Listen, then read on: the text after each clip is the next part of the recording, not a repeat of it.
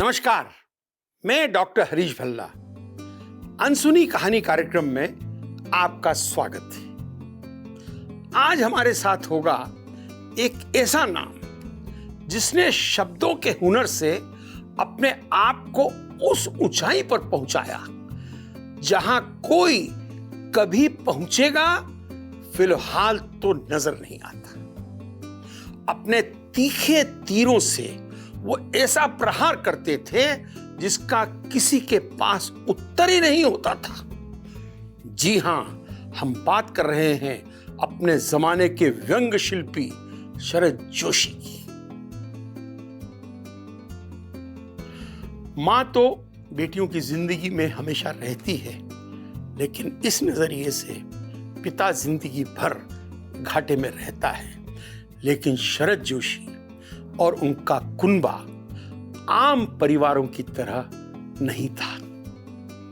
घर में सुबह होते ही ठहाके गूंजने लगते और सारे दिन घर की छत हिलती रहती।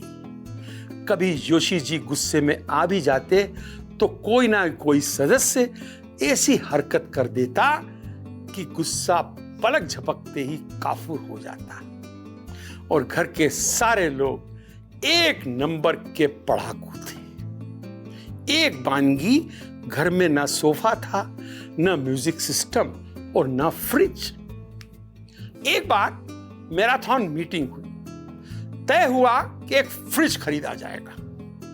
नेहा कहती हैं, पापा और बानी को इस खरीद का जिम्मा सौंप दिया गया। दोनों मार्केट गए। घंटे, 2 घंटे, 3 घंटे गुजर गए। फ्रिज का आता पता ही नहीं। काफी देर बाद एक टैक्सी घर के सामने रुकी। सबके चेहरे खिल गए। लेकिन ये क्या? एक भारी भरकम बोरा उतारते हुए पापा और बानी नजर आए, पर फ्रिज तो बोरे में नहीं आता। फिर क्या है बोरे में? बोरा खुला तो सब दंग रह गए। ढेर सारी किताबें। फ्रिज के रुपए काम आ गए। पूरे घर ने मिलकर ठहाका लगाया और अपनी अपनी पसंद की किताबों को छांट लिया। इस तरह घर में एक बार सोफा आया, लेकिन बेचारा सोफा दिन भर उपेक्षित पड़ा रहता। कोई उस पर बैठता ही नहीं था। या जोशी जी की भाषा में कहें तो सोफे पर बैठना किसी को आया ही नहीं। घर में 4-6 जगहों पर सोफे जी को फिट करके देखा गया। आखिरकार उनने सम्मान के साथ दरवाजा दिखा दिया है। हम आपको बता चुके हैं कि शरद जोशी ये तय कर चुके थे कि वो लेखन में ही किस्मत आजमाएंगे। अपने भीतर कुल बुलाते कलम के कीड़े को उन्होंने पहचान लिया था।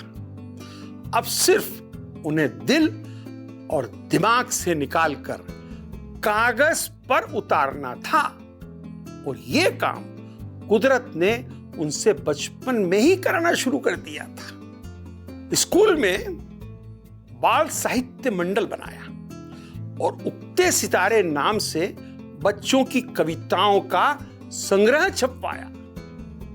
इसके अलावा एक पत्रिका भी वो निकालते थे, हाथ से लिखी हुई। नाम था हंसोड़। चूंकि घर के लोग उनके लिखने के इस शौक को बहुत बढ़ावा नहीं दे रहे थे, इसलिए घर वालों से नजरें बचाकर रोज पन्ने भरा करते थे। इसके बाद जब वो इंदौर में बीए कर रहे थे, एक दिन नई दुनिया के प्रधान संपादक राहुल बारपुते के पास जा धमके। 1-2 कहानियां पहले उस अखबार में छप चुकी थी, इसलिए हौसला बुलंद था। प्रधान संपादक से कहा, मैं कॉलम लिखना चाहता हूं। संपादक जी हैरान। पूछा, हम आपको क्यों छापें? जितनी जगह आप लेंगे उतने में विज्ञापन छापेंगे तो हमें फायदा होगा। नौजवान शरद ने तपाक से कहा, फिर संपादकीय क्यों छापते हो? वहां भी विज्ञापन छापिए और फायदा होगा। राहुल बारपुते को ऐसे उत्तर की रत्ती भर भी उम्मीद नहीं थी। उन्होंने कहा, ठीक है, नमूने के तौर पर 4 लेख दीजिए। 24 घंटे के भीतर संपादक जी की टेबल पर 4 आलेख मौजूद थे। कॉलम शुरू हो गया। नाम था परिक्रमा। सप्ताह में 3 दिन। बस यहां से जो सिलसिला शुरू हुआ तो फिर नहीं रुका। परिक्रमा ने झंडे गाड़ दिए। अपने कॉलम और आर्थिक स्थिति पर एक जगह शरद जोशी ने लिखा, जरा सोचिए, मैं सप्ताह में 3 कॉलम लिखता था, हर महीने 30 रुपए मिलते थे, यानी एक कॉलम के 2.5 रुपए। कहानी के लिए मिलते थे 12 से 20 रुपए। तब मेरा रोज का खर्च था 1 रुपया। इसमें 2-3 दिन के रुपए बचाकर किताबें खरीदने की अय्याशी भी शामिल थी। 1-2 साल यह सिलसिला चलता रहा। फिर आकाशवाणी में नौकरी मिल गई। परिक्रमा छूट गया और इस कॉलम की जिम्मेदारी संभाली उनके गहरे दोस्त राजेंद्र माथुर ने। कुछ समय बीता, फिर आकाशवाणी से भी मोहभंग हो गया। शादी हो चुकी थी। नौकरी की खोज शुरू। मध्य प्रदेश नया नया बना था और उन्हें जनसंपर्क विभाग में नौकरी का प्रस्ताव मिला। स्क्रिप्ट राइटर का पद था। इंदौर से भोपाल आ बसे। काम शुरू कर दिया। लेकिन थोड़े दिनों में ही शरद जोशी को लगा कि वो सरकारी नौकरी के लिए नहीं बने हैं। भ्रष्टाचार, अफसरशाही और नैतिक मूल्यों में गिरावट से दुखी शरद जोशी में एक ऐसे भारतीय ने जन्म लिया जिसके अंदर धधक रहा था विचारों का लावा।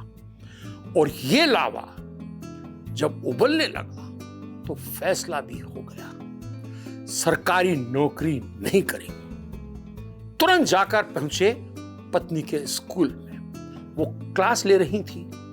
पर्ची भेजकर पत्नी को बाहर बुलवाया। इरफाना आई तो पूछा, अब मुमकिन नहीं है, रेजिग्नेशन दे दूं? पत्नी समझ गई। शरद जी ने तय कर लिया, मतलब कर लिया। तपाक से बोली, तुरंत दे दो। और वो क्लास में वापस चली गई। कुछ इस अंदाज में मानो शरद जी ने उन्हें चॉकलेट देने के लिए बुलवाया था। ये 1965 का साल था। उस रोज भोपाल के साउथ टीटी नगर के इस घर में इरफाना और शरद चांदनी रात में देर तक बाहर बैठे एक ही थाली में सब्जी और रोटी खाते हुए भविष्य के सपने बुनते रहे। अगली सुबह शरद जोशी दफ्तर गए और संभाल तेरी घोड़ी बंदे ने नौकरी छोड़ी वाले अंदाज में इस्तीफा थमाकर चले आए। घर आकर अगले कदम का ऐलान किया, मुंबई जाएंगे। माया नगरी मुंबई। पुरानी ट्रेन मुंबई को जाने वाली बांद्रा पश्चिमी रेलवे स्टेशन के पास एक छोटी सी लॉज थी, मानसरोवर। उसमें जाते ही डेरा डाल दिया। डेरा भी ऐसा कि कई साल तक वो एक कमरा उनकी पहचान बन गया था। अब तक शरद जोशी के खाते में एक किताब आ चुकी थी 1958 में। परिक्रमा में छपे लेखों पर आधारित यह संकलन काफी लोकप्रिय हो गया था। धर्मयुग के संपादक डॉक्टर धर्मवीर भारती परिक्रमा के लेखों से उनके मुरीद बन गए थे। उन दिनों वे हिंदी के सबसे रोबीले संपादक माने जाते थे। डॉक्टर भारती ने धर्मयुग में नए कॉलम का न्योता दिया। नाम था बैठे ठाले।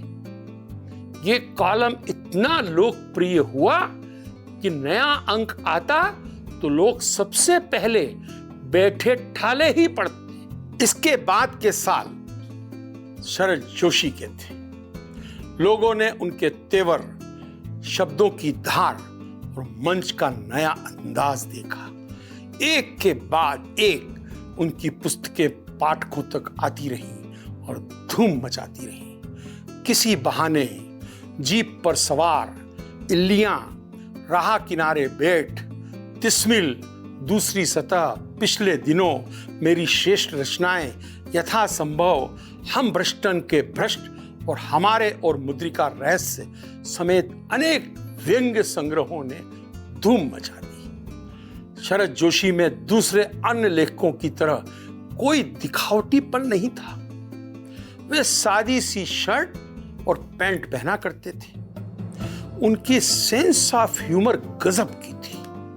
वे बहुत कम बोलते थे, लेकिन उनके चेहरे पर एक मुस्कान हमेशा हाजिर रहती थी।